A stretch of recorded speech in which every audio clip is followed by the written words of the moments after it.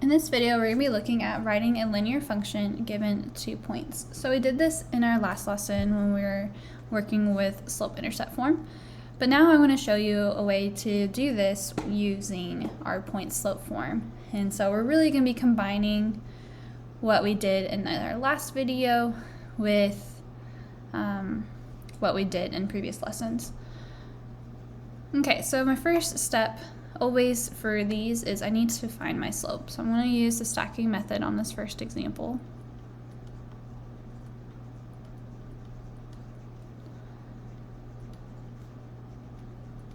So I know my m is equal to my change in y over my change in x. So to get from 2 to negative 2, I need to subtract 4, because 2 minus 4 gets me negative 2. So I have negative 4 up on top. And then to get from 1 to 3, I need to add 2, because 1 plus 2 gets me 3. And then negative 4 divided by 2, I get negative 2. And so I have that my slope is negative 2.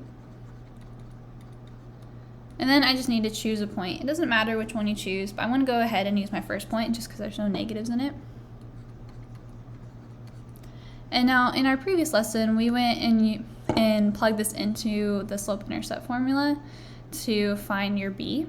But this time I'm going to instead put it into my point-slope form. And so that means that my 1 is x1, my 2 is y1. My point-slope form is y minus y1 is equal to m times x minus x1. And I'm going to plug all the information in. So I have y minus y1, which is 2.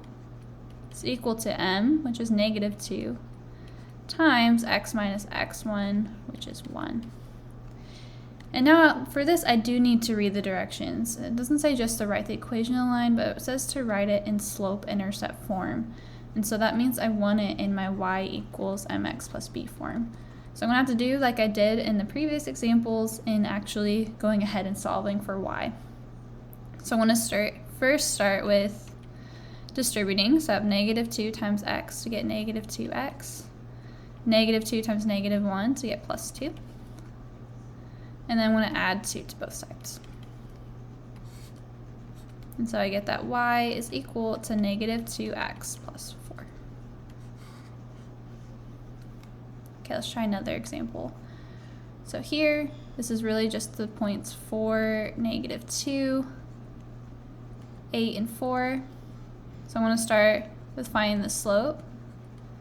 I want to use the slope formula this time. So I have x1, y1, x2, y2. So y2 is 4 minus y1, which is negative 2, over x2, which is 8, minus x1, which is 4. Well, 4 minus negative 2 is really just adding 2. And so I get 4 plus 2, which is 6, over 8 minus 4, which is 4. And then I can go ahead and reduce that fraction, and when I do, I get 3/2, because I can divide 2 from top and bottom. So I have m is equal to 3/2. And then I can choose a point. And again, I want to choose 8, 4, just because there's no negatives there. And I want to plug this into my point-slope formula. So I have y minus y1 is equal to m times x minus x1. Well, my y1 is 4.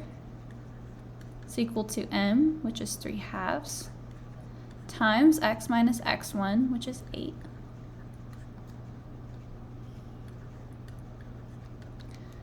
Three halves times x, I get 3/2 x. And then 3/2 times negative 8, I get negative 12. I'm going to add 4 to both sides. And I get that y is equal to 3/2 x minus 8.